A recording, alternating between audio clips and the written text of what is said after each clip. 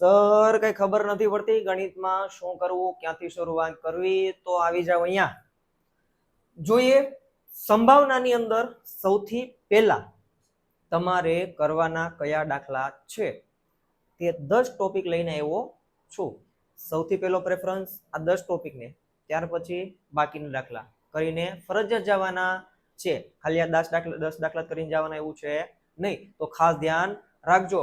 આ માત્ર પહેલા કરવાના છે, કેમ કે આ મહત્વના દાખલા છે, થોડાક યુનિક દાખલા છે, અલગ પ્રકારના દાખલા છે, એટલા માટે તમારે પહેલા આ કરવાના છે, ત્યાર પછી બીજા દાખલા કરવાના છે, પણ કરવાના તો છે જ.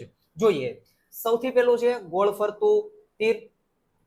માર્ક્સ વાળો દાખલો આવે છે, મહત્વનો દાખલો છે, જેની અંદર 0 પણ ઇન્ક્લુડ થાય છે. ઘણા બધા 0 કરતા નથી. 80 માર્ક્સની પરીક્ષા હોય તો 0 આવવાની પણ સંભાવના હોય, યાની કે તમારા કુલ પરિણામ 81 થાય, ભલે 80 માર્ક્સની પરીક્ષા હોય. તો આમાં ઘણા ભૂલ કરે છે, એટલા માટે એડ કર્યો છે.